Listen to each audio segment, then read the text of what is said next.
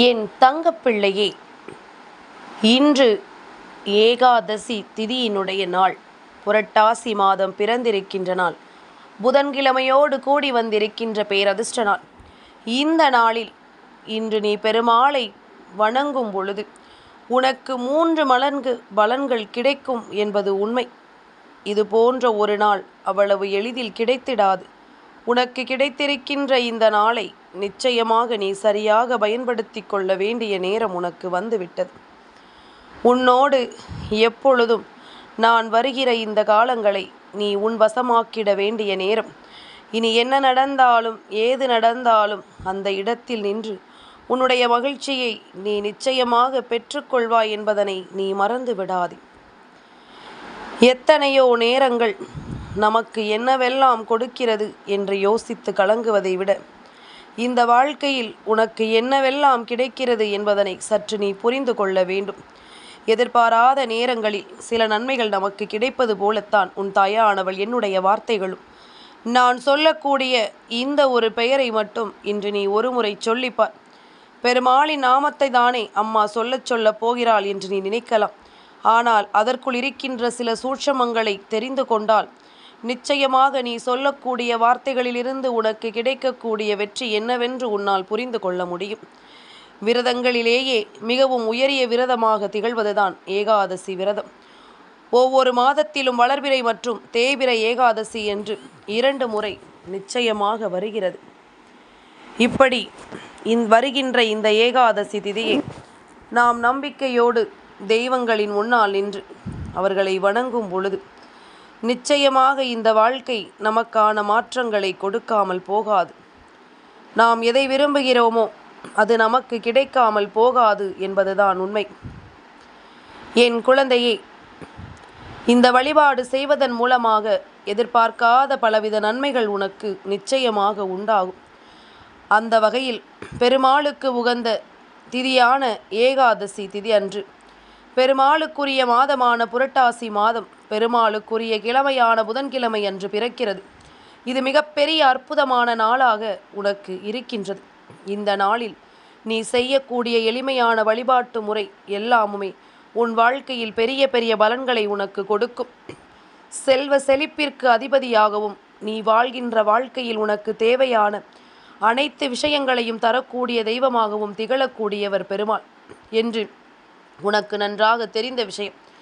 அப்படிப்பட்ட பெருமாளை வழிபட செய்வதற்கு சனிக்கிழமை எந்த அளவிற்கு உகந்ததோ அதுபோலத்தான் புதன்கிழமையும் உகந்த நாள். மேலும் பெருமாளுக்கு உகந்த திதியாக ஏகாதசி திதி திகழ்கிறதல்லவா, அதுபோல பெருமாளுக்கு உகந்த மாதமாக எப்படி மார்கழி மாதம் திகழ்கிறதோ அதுபோலத்தான் புரட்டாசி மாதமும். இந்த முறை புரட்டாசி மாதம் புதன்கிழமையோடு சேர்ந்து வந்திருக்கின்ற இந்த ஏகாதசி திதியில் நிச்சயமாக உனக்கு பல நன்மைகள் நடக்கத்தான் போகின்றது.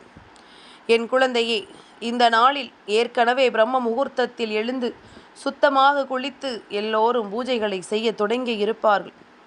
பெருமாளின் படத்திற்கு முன்பாக 5 அகல் விளக்குகளை வைத்து அதில் நெய்யூற்றி தீபம் ஏற்றி இந்த தீபம் வடக்கு அல்லது கிழக்கு திசையை பார்த்தவாறு எரிந்து கொண்டிருக்கும். இவ்வாறு தீபம் ஏற்றி வைத்துவிட்டு பெருமாளுக்கு துளசி மாலையை சாற்றி முழுமனதோடு ஏகாதசி விரதத்தை தொடங்க வேண்டும். விரதம் இருக்க இயன்றவர்கள் அன்றைய தினம் விரதம் இருக்கலாம். விரதம் இருக்க இயலாதவர்கள் எளிமையான உணவுகளை உண்டு பெருமாளின் மந்திரத்தை கூறி வழிபாடு செய்யலாம். பெருமாளுக்குரிய வழிபாட்டை பிரம்ம முகூர்த்த நேரத்தில் அல்லது காலை 6 மணியிலிருந்து 7 மணிக்குள், 9:15 10:15க்குள், 10:45 11:45க்குள், மாலை 5:30 மணியிலிருந்து 7:30 மணிக்குள் இந்த நேரங்களில் ஏதாவது ஒரு நேரத்தை தேர்வு செய்து வழிபாடு செய்யலாம். வீட்டில் பெருமாளினுடைய அம்சம் பொருந்திய எந்த பொருட்கள் இருந்தாலும் அந்த பொருட்களுக்கு இந்த நேரத்தில் பாலாபிஷேகம் செய்வது நிச்சயமாக மிகவும் சிறப்பு கொடுக்கும். என் குழந்தையே, பெருமாளின் அம்சம் கொண்ட பொருட்கள் எதுவும் இல்லை எனும் பட்சத்தில் பெருமாளின் புகைப்படத்திற்கு முன்பாகவே இந்த வழிபாட்டை செய்யலாம். இந்த வழிபாட்டை செய்யும் நேரத்திலும் 5 தீபங்களை ஏற்றி வைக்கும் நேரத்திலும் நிச்சயமாக நல்லது நடக்கும். பெருமாளுக்கு காய்ச்சிய பால், செவ்வாழை போன்றவற்றை நெய்வேத்தியமாக கொடுக்க வேண்டும்.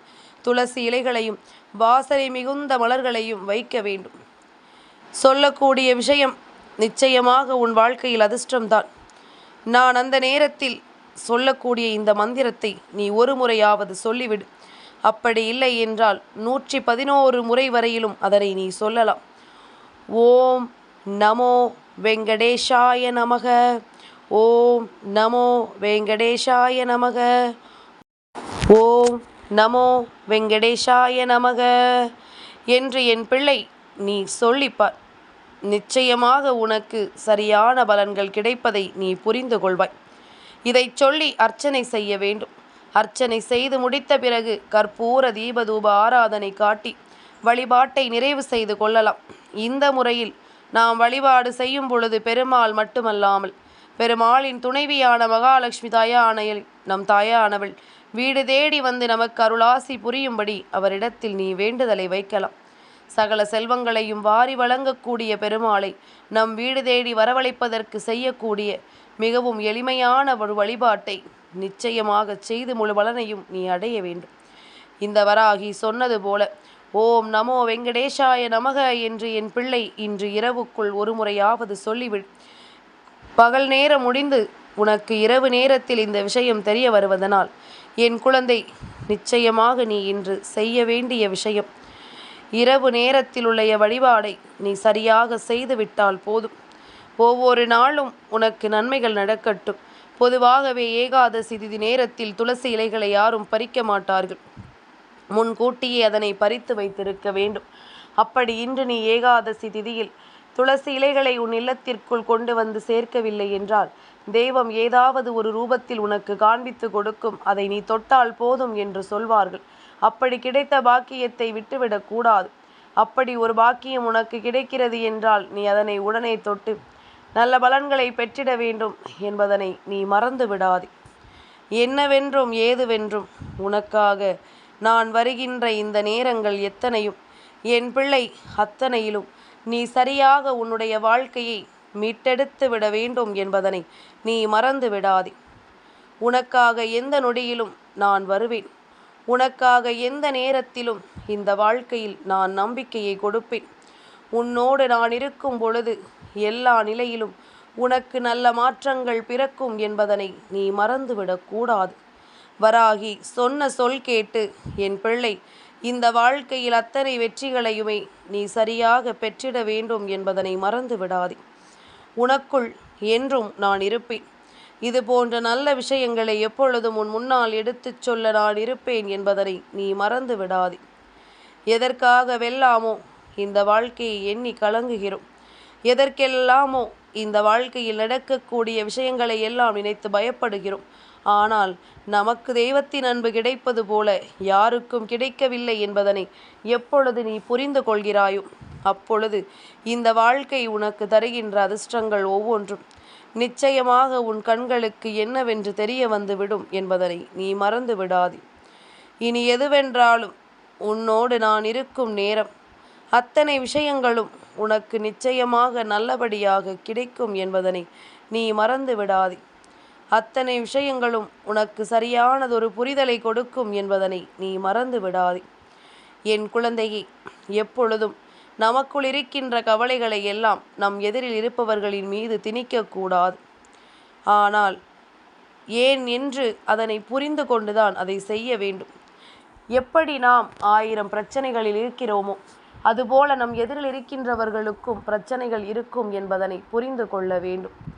என் குழந்தையே, ஒவ்வொரு நாளும் நாம் பட்ட கஷ்டங்களுக்காக மட்டுமே நாம் யோசித்து கொண்டிருக்கின்றோம். நாம் படுகின்ற வேதனைகளுக்காக மட்டுமே யோசித்து கொண்டிருக்கின்றோம். இதனால் மற்றவர்கள் என்ன செய்கிறார்கள், மற்றவர்கள் வாழ்க்கையில் என்ன நடக்கிறது, நம்மால் யாருக்கும் எந்த பாதிப்புகளும் ஏற்படுகிறதா என்பதனை எல்லாம் சற்று நாம் கவனமாக என்னவென்று தெரிந்து கொள்ள வேண்டும். உன்னுடைய இந்த நேரங்கள் இனி உனக்கு இந்த வாழ்க்கையில் கொடுக்கக்கூடிய அத்தனை விஷயங்களும் நிச்சயமாக உன்னை தெளிவுபடுத்தி கொடுக்கும் என்பதனை நீ மறந்து விடாதே. என்னவென்றும் ஏதுவென்றும் உனக்கு எல்லா விஷயங்களையும் நிச்சயமாக இந்த வாழ்க்கை உனக்கு புரிய வைக்கும் என்பதனை நீ மறந்து விடாதே. மனதால் நாம் யோசிக்கின்ற சில விஷயங்கள் நமக்கு எப்பொழுதுமே நன்மைகளையும் நம்பிக்கைகளையும் கொடுக்கிறது என்றால் அந்த நேரம் இந்த வாழ்க்கை எல்லாவற்றையும் கவனமாக உனக்கு சொல்லி தந்து கொண்டே இருக்கும். எதையுமே யோசித்து என் பிள்ளை நீ கலங்கிக் கொண்டிருக்காதே. எந்த விஷயத்தை பற்றி சிந்தித்தும் என் பிள்ளை நீ மனம் வருந்தி கொண்டிருக்காதே. ஒவ்வொரு நாளும் நான் இருக்கும் நேரம், ஒவ்வொரு நொடியிலும் நான் வருகின்ற நேரம் உனக்கு வாழ்க்கையின் பேரதிர்ஷ்டத்தின் உச்சத்தை நான் என்னவென்று காண்பித்து கொடுக்கிறேன் என்பதனை நீ நிச்சயமாக தெரிந்து கொள்வாய். எல்லா நிலைகளிலும் உனக்கு நல்லது நடப்பதை என் குழந்தை நீ நிச்சயமாக என்னவென்று ஏற்றுக்கொள்வாய் என்பதனை மறந்து விடாது. நிலை தடுமாறும் நேரம் மனம் தடுமாறி செல்லாமல் உனக்கு விரும்பியபடி எல்லாமும் சரியாக நடக்கும் என்பதனை நீ தெரிந்து கொள்ள வேண்டும். நீ விரும்பியபடி உனக்கு எல்லா விஷயங்களும் சரியாக கிடைக்கும் என்பதனை என் குழந்தை நீ நிறைவாக புரிந்து கொள்ள வேண்டும். மனதார நாம் பெற வேண்டும் என்று ஆசைப்படுகின்ற சில விஷயங்கள் உனக்குள் இத்தனை காலமும் கிடைக்காமல் போயிருந்தாலும் சரி, இனிமேலும் உன் நம்பிக்கையை விட்டு விடாதே. தகுதி பார்த்து யாரிடமும் பழகக்கூடாது. உன்னுடைய இறுதிச் சடங்கு நடக்கும் பொழுது தகுதி உள்ளவன் கைகட்டி நிற்பான், ஒரு வேலையும் செய்ய மாட்டான். அதே நேரத்தில் தகுதி இல்லாதவன் உன்னை இறுதி வரையில் சுமந்து செல்வான் என்பதனை நீ புரிந்து கொள்ள வேண்டும். எப்பொழுதுமே யாரையுமே நாம் குறைத்து மதிப்பிட்டு விடக்கூடாது என்பதனை முதலில் புரிந்து கொள். என்ன நடந்தாலும் ஏது நடந்தாலும் இந்த வாழ்க்கையில் உன்னை தேடி வருகின்ற ஒவ்வொரு விஷயங்களையும் என் பிள்ளை நீ கவனமாக புரிந்து கொண்டால் அது போதும். அவை அத்தனையுமே உனக்கான நம்பிக்கையையும் உனக்கான வெற்றியையும் என்றுமே என்றென்றுமே உனக்கு உறுதிப்படுத்தி தரும் என்பதனை நீ மறந்துவிடக்கூடாது. இந்த நேரம் இனி என்ன நடக்குமோ என்று எல்லாம் பதறாமல் உன்னை தேடி வருகின்ற இந்த விஷயங்களை எல்லாம் என் பிள்ளை நீ நிச்சயமாக சரியாக பெற்று கொண்டால் அது போதும். உனக்கு நடப்பது போல இந்த வாழ்க்கையில் வேறு யாருக்கும் எந்த துன்பங்களும் நடக்க வேண்டாம் என்பதனை நாம் நினைக்க வேண்டும். எப்பொழுதுமே நாம் கஷ்டப்படுகிறோம், மற்றவர்களும் கஷ்டப்பட வேண்டும் என்று நினைப்பதை விட நாம் பட்ட கஷ்டங்களை வேறு யாரும் அனுபவிக்க கூடாது என்பதனை நீ புரிந்து கொள்ள வேண்டும். என் குழந்தையே, உனக்காக நான் வருவது, உனக்காக நான் தருவது என்று ஒவ்வொன்றுமே உன்னை ஏதாவது ஒரு நிலையில் மேன்மைப்படுத்தி கொண்டே இருக்க வேண்டும். ஏதாவது ஒரு நிலையில் உனக்கு மிகப்பெரிய வெற்றியை கொடுத்து கொண்டே இருக்க வேண்டும் என்பதனை நீ மறந்து விடாதே. உனக்கான நல்ல வழியை எப்பொழுதும் தெய்வம் காண்பித்து கொடுக்கிறது என்பதனை நீ புரிந்து கொள்ள வேண்டும். இத்தனை நாளும் நாம் பட்ட கஷ்டங்களும் வேதனைகளும் உனக்கு என்னவாகுமோ ஏதுவாகுமோ என்று நினைத்து பதறாமல் அத்தனையிலும் உனக்கு என்ன கிடைக்கிறது என்பதனை நீ உணர்ந்து விட்டால் அது போதும். நம்பிக்கை கொண்ட உனக்கு நல்ல விஷயங்கள் எல்லாம் நிச்சயமாக இந்த வாழ்க்கை நடத்தி கொடுக்கும் என்பதனை நீ மறந்துவிடக்கூடாது. இனி எந்த இடத்திலும் என் பிள்ளை நீ பதறாமல் நின்று இந்த வாழ்க்கை உனக்கு தரக்கூடிய மாற்றங்களை நீ உணர்ந்து விட்டாயானால் அவை அத்தனையுமே உனக்கு நல்லதொரு புரிதலை கொடுத்து உன்னை நம்பிக்கைப்படுத்தி இந்த வாழ்க்கையின் எல்லா சூழ்நிலைகளிலும் உன்னை பேரானந்தப்படுத்தும் என்பதனை நீ மறக்காதே. இனி எல்லாமுமாக உனக்கு நான் உறுதியாக நிற்கும் காலம்.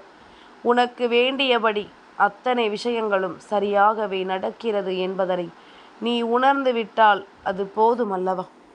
அம்மா உன்னை தேடி தேடி மீண்டும் மீண்டும் வருவதற்கு என்ன காரணங்கள் என்பதனை நீ தெரிந்து கொண்டால் அது போதும். உன்னை மீண்டும் மீண்டும் நான் தொடர்ந்து வருவதற்கு உன்னை சுற்றி வருகின்ற எல்லா உண்மைகளையும் நீ சரியாக புரிந்து கொண்டால் அது போதும்.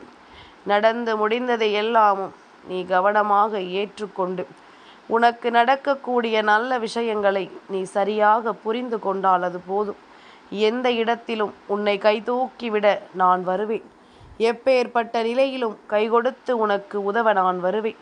நான் சொன்னது போல இன்றைய நாள் மிகப்பெரிய பலன்களை பெருமாளிடமிருந்து உனக்கு பெற்று கொடுக்க வேண்டிய நாள் என்பதனால்தான் நான் உன்னிடத்தில் இந்த விஷயத்தை சொல்லி இருக்கின்றேன். எதையுமே ஏளனமாக நினைத்து விடாதே. எல்லாமும் உனக்கு சரியாகவே நடக்கும் என்பதனையும் நீ மறந்து விடாதே. என் தங்கப்பிள்ளைக்கு இந்த வராகி அம்மாவினுடைய ஆசீர்வாதங்கள் எப்பொழுதும் உண்டு.